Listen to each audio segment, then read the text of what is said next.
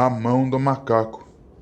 Fora da casa era uma noite fria e úmida, mas na pequena sala de visitas da Vila Laburnum as cortinas estavam cerradas e o fogo ardia na lareira. Pai e filho jogavam xadrez. O primeiro possuía ideias sobre o jogo que envolviam jogadas radicais, expondo o rei a perigos desnecessários, o que provocava comentários da velha senhora que calmamente fazia tricô perto do fogo. Ouça esse vento, disse o Sr. Wright, que, notando um erro fatal cometido quando já era tarde demais, queria evitar que o filho o percebesse. Estou ouvindo, disse o filho, observando atento o tabuleiro, enquanto estendia a mão. Cheque. Não imaginei que ele viesse esta noite, disse o pai, a mão erguida sobre o tabuleiro. Mate, respondeu o filho. Não há nada pior do que esta vida, tão afastada de tudo, exclamou o Sr. White, com inesperada irritação. Dentre todos os lugares desagradáveis, lamacentos e fora de mão para se viver, este é o pior. O caminho é um atoleiro e a estrada uma torrente. Não sei o que as pessoas estão pensando. Suponho que, como na estrada somente 2 casas estão alugadas, acham que isso não tem importância. Não se preocupe, querido, confortou a esposa. Talvez você ganhe a próxima partida. O Sr. White ergueu a vista subitamente, a tempo de interceptar um olhar de entendimento entre mãe e filho.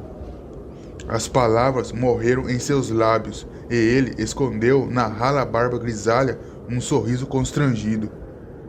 Lá vem ele, disse Herbert Wright, quando o portão bateu com estrondo e passos pesados se dirigiram para a porta.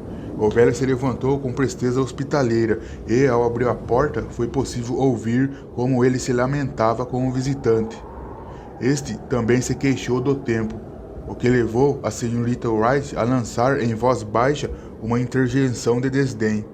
Depois tossiu levemente assim que o marido entrou na sala, seguido por um homem alto e robusto, com olhos grandes e rosto corado. Primeiro o sargento Morris, disse, apresentando-se.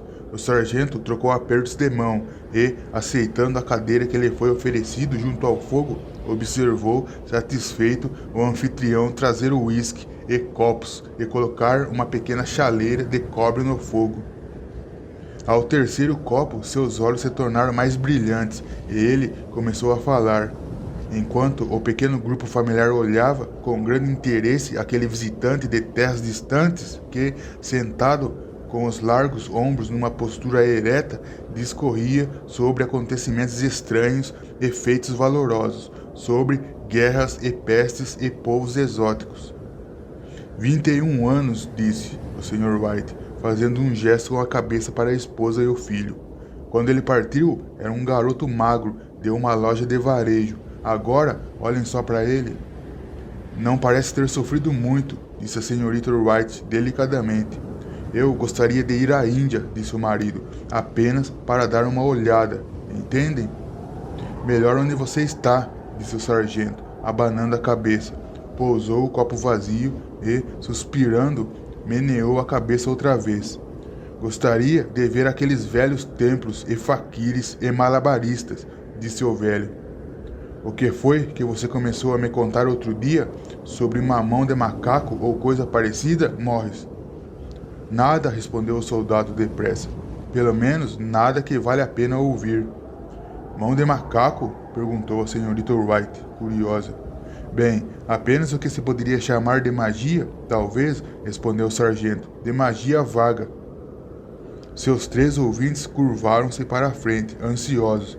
O visitante levou aos lábios o copo vazio, distraído, e depois tornou a baixá-lo. O anfitrião encheu-o novamente. Olhando para ela, não passa de uma mão comum, seca e mumificada, disse o sargento, mexendo no bolso. Tirou algo e mostrou. A senhorita White recuou com uma careta, mas o filho pegou aquilo e examinou com curiosidade. E o que há de especial nela? Perguntou o Sr. White, tomando o objeto das mãos do filho, colocando-o sobre a mesa após examiná-lo. Possui um encantamento que lhe foi conferido por um velho faquir, disse o sargento. um homem muito santo. Ele queria mostrar que o destino rege a vida das pessoas e que aqueles que interferem nele correm o risco de se arrepender amargamente. De acordo com o encantamento, 3 pessoas diferentes podem ter cada uma 3 desejos atendidos. Seu modo de falar era tão impressionante que os ouvintes tiveram consciência de que seus risinhos divertidos haviam sido, de alguma forma, inoportunos. Bem, por que não faz os seus 3 pedidos? Perguntou Herbert Wright espertamente. O soldado olhou da maneira que uma pessoa de meia idade olha para uma criança presunçosa. Já fiz, disse em voz baixa, e seu rosto corado empalideceu. E conseguiu que os 3 desejos fossem concedidos? Consegui, disse o soldado, e ouviu-se o barulho de seu copo indo de encontro a seus dentes fortes. E alguém mais já teve seus 3 desejos atendidos? Perguntou a velha senhora. A primeira pessoa teve os 3 desejos atendidos, sim. Não sei quais eram os 2 primeiros, mas o terceiro era a morte. Foi desse modo que consegui a mão do macaco. Sua voz era tão grave que um silêncio caiu sobre o grupo. Você já obteve seus 3 desejos, Morris? De que ela lhe serve agora? Perguntou o velho. Por que ainda está com ela? O soldado balançou a cabeça. Um capricho, suponho, disse lentamente. Se pudesse obter 3 pedidos mais? Perguntou o velho, olhando de maneira sagaz. Você os faria? Não sei. O sargento pegou a mão do macaco e balançou-a entre o dedo indicador e o polegar. Subitamente, jogou-as às chamas que crepitavam na lareira. Wright, com um leve grito, curvou-se e arrancou-a do fogo. Melhor deixá-la queimar, disse o soldado em tom solene. Se não a quer, Morris, dê para mim, disse o velho. Não, respondeu o amigo com firmeza. Eu a atirei no fogo. Se ficar com ela, não me culpe pelo que acontecer. Jogue-a novamente no fogo, como um homem sensato. O outro sacudiu a cabeça e examinou detidamente a nova aquisição. Como se faz isso? Segure-a levantada com a mão direita e faça o pedido em voz alta, disse o soldado, mas saiba que haverá consequências. Parece as 1001 noites, disse a senhorita White, levantando-se e começando a preparar a ceia. Você não poderia desejar 4 pares de mão para mim? O marido tirou o talismã do bolso e os 3 estavam rindo quando o sargento, com uma expressão de advertência no rosto, agarrou-o pelo braço. Se quer formular um pedido, disse asperamente, peça algo que faça sentido. O Sr. White recolocou o talismã no bolso e, dispondo as cadeiras em volta da mesa, convidou todos a sentar-se. Durante a ceia, a mão do macaco foi parcialmente esquecida. Depois, os 3 ficaram ouvindo, enlevados, uma segunda parte das aventuras do soldado na Índia. Se a história da mão do macaco for tão verdadeira quanto aquelas que ele nos contou, disse Herbert, assim que o soldado se retirou em cima da hora para pegar o trem, não conseguiremos grande coisa com ela. Você deu a ele algo em troca? Perguntou a senhorita White, olhando firme para o marido. Uma ninharinha, ele disse, ruborizando um pouco. Não queria aceitar, mas eu o obriguei. E mais uma vez insistiu para que eu a jogasse fora. Como se isso fosse possível, disse Herbert, com fingida indignação. Ora essa, vamos ser ricos, famosos, felizes. Deseje ser um imperador, papai, só para começar. Então não será mais dominado por nenhuma pessoa. Herbert correu em volta da mesa, perseguido pela injuriada senhorita White, armada de uma vassoura. O Sr. White retirou a mão de macaco do bolso e olhou-a, indeciso. Não sei o que desejar, isso é um fato, disse devagar. Creio que tenho tudo o que quero. Se você apenas liquidasse a hipoteca da casa, já seria muito feliz. Não seria? Disse Herbert, pousando a mão no ombro do pai. Deseje 200 libras então, é só o que falta. O pai, sorrindo e envergonhado da própria credulidade, ergueu o talismã enquanto o filho, com um olhar solene e de certa forma adulterado por um piscar de olhos para a mãe, sentou-se ao piano e tocou alguns acordes solenes. Eu desejo 200 libras, disse o velho em voz alta e clara. Um agradável acorde de piano saudou as palavras, interrompido por um grito assustador do velho. A esposa e o filho correram para junto dele. Ele se moveu, exclamou, olhando com asco para o objeto que deixara cair no chão. Quando fiz o pedido, ela se contorceu na minha mão como uma cobra. Bem, não estou vendo dinheiro nenhum e creio que nunca vou ver, disse o filho, enquanto pegava a mão de macaco e a colocava em cima da mesa. Deve ter sido imaginação sua, disse a mãe, olhando ansiosa para o velho. Não importa, disse ele, sacudindo a cabeça. Nada de grave aconteceu, mas mesmo assim levei um susto. Sentaram-se novamente junto ao fogo, enquanto os dois homens terminavam de fumar seus cachimbos. Lá fora, o vento estava mais forte do que nunca, e o velho sobressaltou-se ao ouvir uma porta bater no andar de cima. Um silêncio incomum e opressivo envolveu os três, e durou até que o velho casal se retirou para dormir. Espero que encontre o dinheiro em um pacote bem no meio da cama, disse Herbert, ao desejar boa noite aos dois. E que alguma coisa horrível achada em cima do guarda-roupa observe você embolsar os ganhos obtidos dessa maneira maligna. Herbert permaneceu sentado no escuro, contemplando o fogo se extinguir, vendo o rosto nas chamas.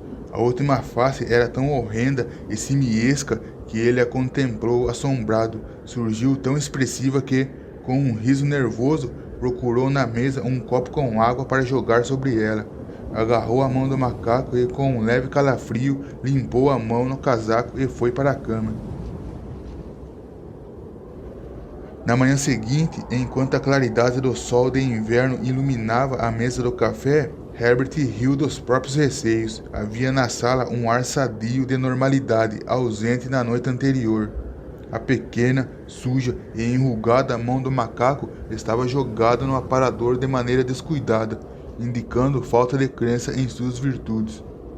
Suponho que todos os soldados sejam iguais, disse a senhorita White. Que ideia nossa dar ouvidos a essa bobagem. Como seria possível, nos dias de hoje, que tais desejos fossem concedidos? E, se fosse possível, como 200 libras poderiam trazer algum mal? Podem cair do céu sobre a cabeça dele, gracejou Herbert. Morris disse que as coisas acontecem tão naturalmente, disse o pai, que se quisermos, podemos atribuí-las à coincidência. Não vá gastar todo o dinheiro antes de eu voltar, disse Herbert, levantando-se da mesa. Fico com medo que se transforme em um avarento mesquinho e tenhamos que repudiá-lo.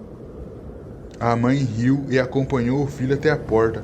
Olhou afastar-se pela estrada e voltou para a mesa do café, feliz às custas da credulidade do marido. Tudo isso não a impediu de correr para a porta ao ouvir o carteiro chegar, nem de se referir rapidamente aos sargentos de hábitos etílicos quando notou que o carteiro trouxera uma conta do alfaiate. Herbert vai fazer mais um dos seus comentários jocosos, creio, ao chegar em casa, ela disse, quando sentaram para o jantar. Certamente, concordou o Sr. White. Seja como for, a coisa se mexeu na minha mão, posso jurar.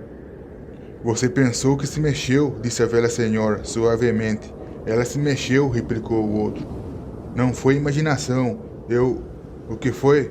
A esposa não respondeu. Ela observava a misteriosa movimentação de um homem que espreitava a casa, parecendo indeciso se devia ou não entrar. Pensou nas 200 libras e notou que o estranho estava bem vestido e usava uma cartola de seda nova e brilhante. Por 3 vezes ele parou diante do portão e se afastou. Na 4ª vez, depois de uma pausa, abriu resolutamente o portão e caminhou em direção à casa. A senhorita White, no mesmo instante, desamarrou depressa os cordões do avental que usava, escondendo-o sob a almofada da cadeira. Ela conduziu o estranho até a sala. Ele parecia pouco à vontade, olhando-a furtivamente e ouvindo, apreensivo, a velha senhora se desculpar pela aparência da sala e pelo casaco do marido largado ali, o qual costumava usar quando cuidava do jardim. Então, com a paciência que seu sexo permitia, aguardou que o homem explicasse o motivo da visita. Mas, durante algum tempo, ele permaneceu em silêncio. Pediram-me que eu viesse aqui, ele disse afinal. e parou para tirar um fiapo de linha da calça. Venho da parte da Mal and Maggins. A velha senhora assustou-se. Qual é o assunto? Perguntou aflita. Aconteceu alguma coisa com o Herbert? O marido interveio. Calma, calma, disse. Sente-se e não tire conclusões apressadas. O senhor não trouxe más notícias, tenho certeza, disse, olhando ansioso para o outro. Sinto muito, disse o visitante. Ele está ferido? Perguntou a mãe. O visitante assentiu com um movimento de cabeça. Muito ferido, disse delicadamente, mas já não sofre mais. Ah, graças a Deus, exclamou a velha senhora, apertando as mãos. Graças a Deus, obrigada. Calou-se de súbito ao perceber o significado funesto do que ouvira e ver seus receios confirmados no rosto do visitante. Ofegante, voltou-se para o marido, que nada entendera ainda, e colocou as mãos trêmulas sobre a dele. Houve um longo silêncio. Ele ficou preso na maquinaria, disse o visitante, em voz baixa. Preso em uma maquinaria? Repetiu o Sr. White, aturdido. Sentou-se, olhando absorto pela janela e apertando a mão da esposa entre as suas, como costumava fazer no tempo em que a cortejava, quase 40 anos antes. Era o único que nos restava, disse ele, voltando-se gentilmente para o visitante. É difícil. O outro tossiu, levantou-se e caminhou devagar até a janela. A empresa encarregou-me de transmitir nossas condolências pela grande perda que sofreram, disse, sem olhar à sua volta. Espero que entendam que sou apenas empregado cumprindo ordens. Não houve resposta.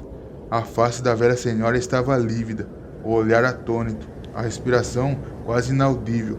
No rosto do marido, uma expressão de certo parecida com a de seu amigo sargento ao entrar em ação pela primeira vez.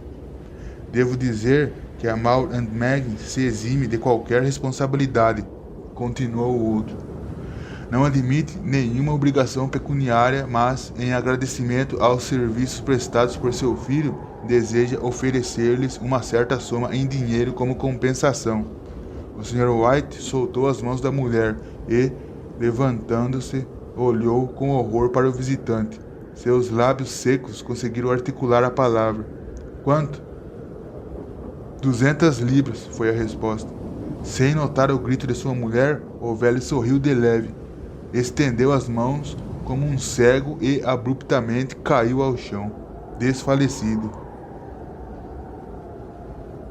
No vasto cemitério novo, distante cerca de 3 quilômetros, os velhos enterraram seu morto e voltaram para casa, mergulhada em sombras e silêncio. Tudo acontecera tão depressa que, a princípio, mal podiam entender o que se passara, e permaneceram em estado de expectativa, como se algo mais fosse acontecer, algo que aliviasse o sofrimento que seus velhos corações já não podiam suportar. Mas os dias passaram e a expectativa deu lugar à resignação, a resignação sem esperança dos velhos, algumas vezes chamada erroneamente de apatia. Às vezes eles mal trocavam palavras, porque agora nada tinha para conversar, e seus dias eram longos e entediantes. Cerca de uma semana depois, o velho acordou no meio da noite. Estendeu a mão e notou que estava sozinho. O quarto estava escuro, e da janela vinha o som de soluços abafados. Sentou-se na cama e ficou ouvindo. Volte para a cama, disse carinhosamente. Você vai ficar com frio. Mas frio está sentindo meu filho, disse a velha, soluçando. O som dos soluços foi morrendo aos poucos nos ouvidos dele. A cama estava quente e seus olhos pesados de sono. Ele cochilou e logo dormiu, até que um grito exaltado da mulher o fez acordar-se de sobressalto. A mão do macaco, ela gritou freneticamente. A mão do macaco. Onde? Onde? O que está acontecendo? Perguntou ele, alarmado. Ela veio cambaleando pelo quarto, na direção dele. Eu quero a mão, ela disse em voz baixa. Você não a destruiu, não é? Está na sala, na prateleira, ele respondeu, admirado. Por quê?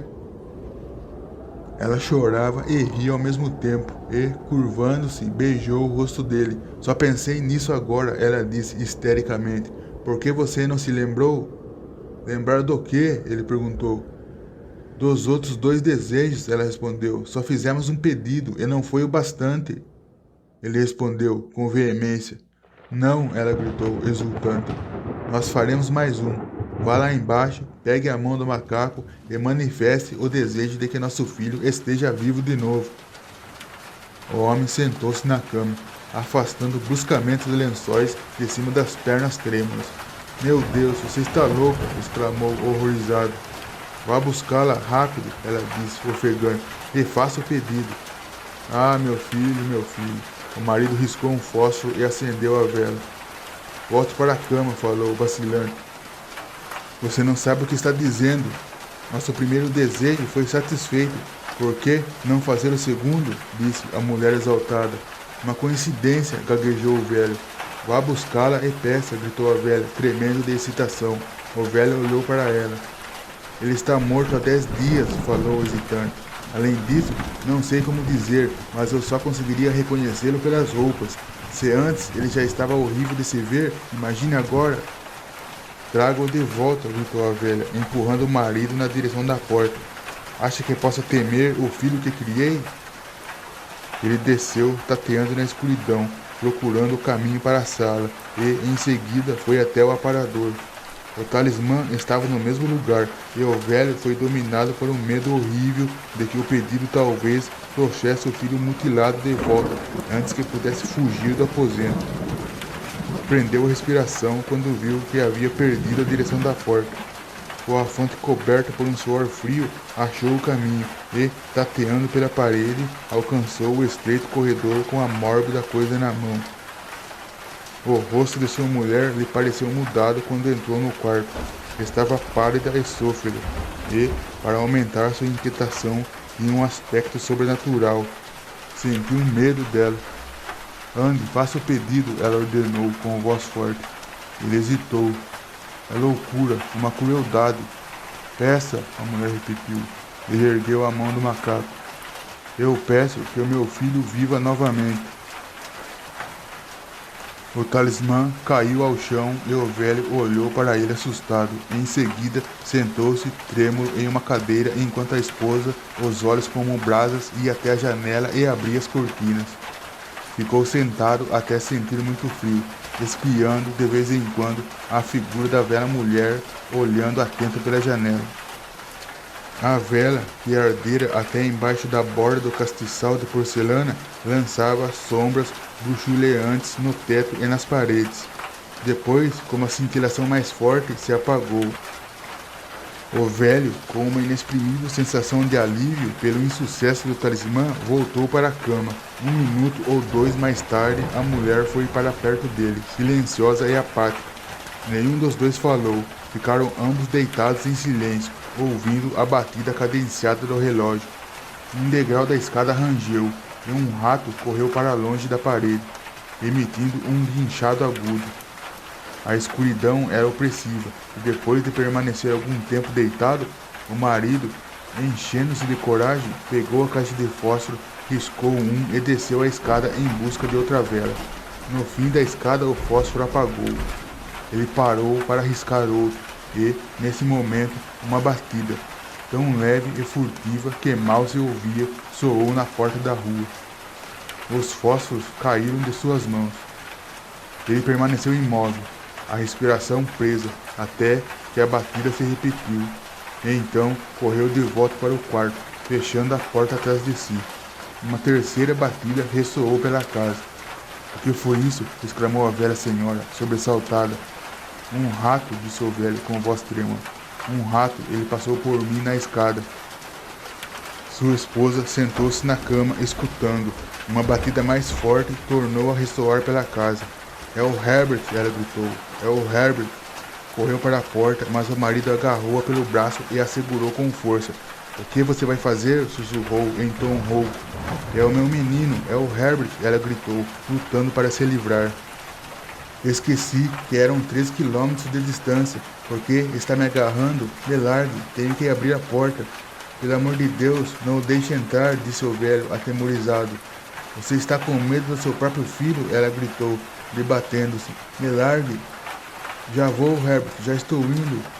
Ouviu-se outra batida e mais outra. A velha, num arranco súbito, soltou-se e saiu do quarto. O marido seguiu-a até o patamar da escada, chamando-a suplicante, enquanto ela descia correndo. Ele ouviu a corrente da porta ser retirada e a chave girando com dificuldade na fechadura. Depois, a voz da velha, tensa e arquejante. O ferrolho, ela gritou. Desça, não consigo alcançá-lo. Mas o marido estava de joelhos, as mãos apoiadas no chão, procurando desesperado a mão do macaco. Se ao menos pudesse achá-la antes de aquela coisa lá fora entrar. Uma saraivada de batidas ecoou pela casa e ele ouviu a cadeira ser arrastada. Era a mulher aproximando-a da porta. Ouviu o ferrolho correndo devagar e, nesse instante, achou a mão do macaco. Freneticamente expressou seu terceiro e último desejo. As batidas cessaram de súbito, embora o eco ainda ressoasse pela casa. Ouviu a cadeira ser afastada e a porta abrir-se. Um vento frio subiu pela escada, e o longo e alto gemido de desapontamento e angústia da mulher deu-lhe coragem para descer correndo até a porta. Depois foi até o portão e olhou. A luz do lampião em frente brilhava numa estrada calma e deserta.